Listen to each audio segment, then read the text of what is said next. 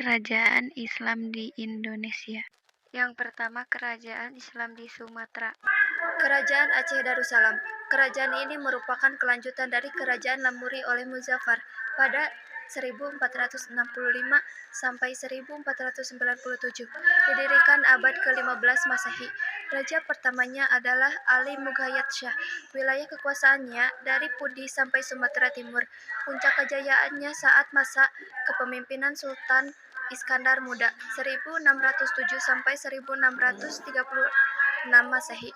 Tak selang lama setelah mundurnya Sultan Iskandar Muda dan digantikan oleh Sultan Iskandar Thani 1636 sampai 1641 Masehi, Kerajaan Aceh mulai mengalami keruntuhan karena adanya perebutan kekuasaan di antara pewaris tahta. Yang kedua, Kerajaan Islam di Jawa. 1. Kerajaan Demak. Kerajaan Demak adalah kerajaan Islam pertama di Jawa, berdiri pada awal abad ke-16 Masehi oleh Raden Patah, letaknya di Demak, Jawa Tengah. Masa kejayaannya berlangsung pada saat dipimpin Sultan Trenggena pada 1521 sampai 1546 Masehi. Keruntuhan Kerajaan Demak disebabkan oleh pemberontakan Adipati Hadiwijaya, penguasa Pajang pada 1556. Hadiwijaya semula sangat setia pada Demak. Pemberontakan Hadiwijaya disebabkan oleh Arya Penangsang yang membunuh Sunan Prawata dan Pangeran Kalinyamat.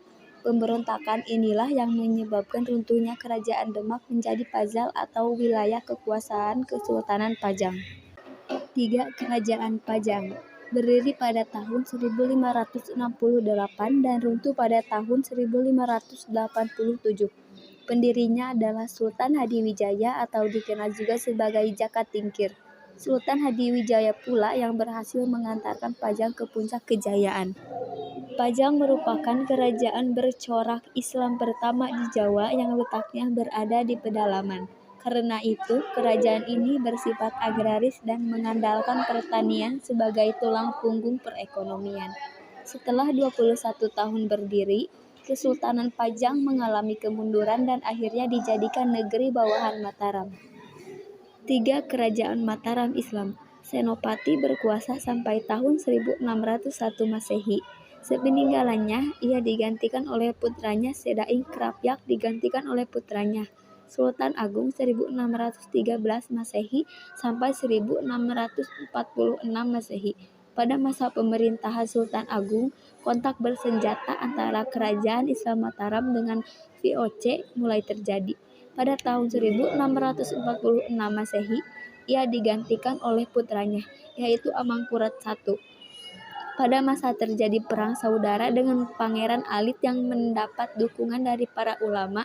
Akibatnya, para ulama pendukung dibantai habis pada tahun 1647 Masehi.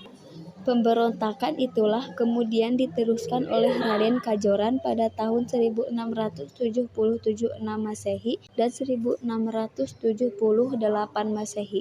Pemberontakan seperti itulah pada akhirnya menjadi sebab runtuhnya Kerajaan Islam Mataram.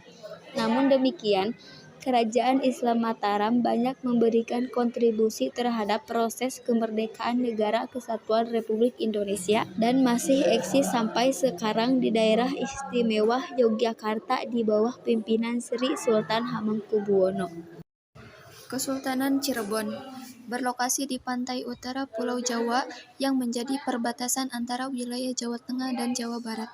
Kesultanan Cirebon berdiri pada awal abad ke-15 dan 17 Masehi. Pendirinya adalah Raden Walasungsan atau dikenal Pangeran Cakrabuana, putra dari Raden Siliwangi dari Kerajaan Pajajaran. Pertumbuhan dan perkembangan pesat dialami kerajaan ini saat diperintah oleh Syarif Hidayatullah atau Sunan Gunung Jati pada 1479 sampai 1568 Masehi. Runtuhnya Kerajaan Cirebon dimulai pada 1666 pada masa pemerintahan Panembahan Ratu II atau Pangeran Rasmi. Penyebab keruntuhan dilatar belakangi oleh fitnah dari Sultan Amangkurat I, penguasa Mataram yang juga mertua Panembahan Ratu II. Kesultanan Banten. Kesultanan Banten adalah salah satu kerajaan yang pernah menjadi penguasa jalur perdagangan. Hal ini didukung oleh posisinya yang strategis, yaitu di ujung barat Pulau Jawa, lebih tepatnya di Tanah Sunda, Provinsi Banten. Kerajaan ini didirikan oleh Syarif Hidayatullah pada abad ke-16. Kendati demikian, Syarif Hidayatullah tidak pernah bertindak sebagai raja. Raja pertama Kesultanan Banten adalah Sultan Maulana Hasanuddin yang berkuasa antara 1552 sampai 1570 Masehi. Sedangkan masa kejayaannya berlangsung ketika pemerintah Sultan Agung Tirtayasa 1651 sampai 1683 Masehi. Beliau berhasil memajukan kekuatan politik dan angkatan perang Banten untuk melawan VOC.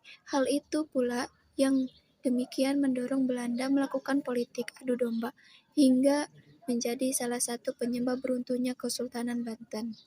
Kerajaan Islam di Kalimantan.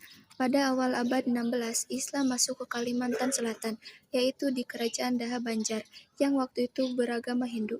Berkat bantuan dari Sultan Demak Trenggono 1521 sampai 1546 Masehi, Raja Daha dan rakyatnya memeluk agama Islam, sehingga berdirilah Kerajaan Islam Banjar dengan raja pertamanya yaitu Pangeran Samudra yang bergelar Pangeran Suryanullah atau Suryansah. Setelah naik takhta, daerah-daerah sekitarnya mengakui kekuasaannya, yakni daerah Batangla, Sukaslana, Sambas, dan Sambangan. Kemudian setelah itu di Kalimantan Timur, Kutai pada tahun 1575 Masehi, Tunggang Parangan mengislamkan Raja Mahkota. Sejak Baginda masuk Islam, terjadilah Islamisasi di Kutai dan sekitarnya. Setelah itu penyebaran Islam lebih jauh ke daerah-daerah pedalaman dilakukan oleh putranya dan para penggantinya, meneruskan dakwah sampai di daerah-daerah yang lebih dalam. Kerajaan Gua Talo. Awalnya Kerajaan Makassar merupakan dua kerajaan kembar, yaitu Gua Talo yang terletak di Semenanjung Barat Daya, Sulawesi Selatan. Sejak Gua Talo tampil sebagai pusat perdagangan laut, kerajaan ini menjalin hubungan baik dengan Kerajaan Ternate yang sebelumnya telah menerima Islam dari Sunan Giri. Sejak itulah Raja Ternate berusaha mengajak penguasa Gua Talo untuk masuk Islam, tetapi gagal. Pada waktu Datuk RI Bandang datang ke Kerajaan Gua Talo, Islam mulai diterima dengan baik. Buktinya Raja Goa yang bernama Karaeng Tonigalo memeluk agama Islam dan memakai gelar Sultan Alauddin Awalul Islam 1605 sampai 1638 Masehi. Masa kejayaan Kerajaan Gua Talo ialah pada masa pemerintahan Sultan Hasanuddin. Ia berhasil membangun Makassar menjadi kerajaan yang menguasai jalur perdagangan di wilayah Indonesia bagian timur. Kerajaan Ternate Tidore. Pada abad ke-14 Masehi di Maluku telah berdiri 4 kerajaan, yaitu Kerajaan Jailolo yang dipimpin oleh Sultan Sarajati, Kerajaan Ternate yang dipimpin oleh Sultan Zainal Abidin pada 1486 sampai 1500 Masehi, Kerajaan Tidore yang dipimpin oleh Sultan Mansur, dan Kerajaan Bacan yang dipimpin oleh Sultan Kaichil Buko. Kerajaan Ternate mendapat pengaruh Islam dari pedagang Jawa dan Melayu. Pusat pemerintah Ternate terletak di Sampalo. Raja pertamanya ialah Sultan Zainal Abidin 1486 sampai 1500 Masehi. Ternate mencapai puncak kejayaan pada masa Sultan Babullah, sedangkan Tidore mencapai puncak kejayaan pada masa Sultan Nuku. Kerajaan Islam Nusa Tenggara. Kesultanan Bima awalnya merupakan kerajaan bercorak Hindu. Kerajaan ini diperkirakan berdiri sejak abad ke-13 Masehi dengan raja pertama bergelar Sang Bima I. Pada masa Hindu, Bima dipimpin oleh 26 raja. Wilayah kekuasaan mencakup Pulau Sumbawa, Sawi, Sumba, Larantuka, Ende, Manggarai, dan Komodo. Ajaran Islam masuk kerajaan Bima sekitar abad ke-17, diperkuat dengan ditemukannya naskah kuno yang ditulis dalam bahasa Arab Melayu. Pengaruh Islam datang dari Kesultanan Gua ketika menaklukkan wilayah Nusa Tenggara.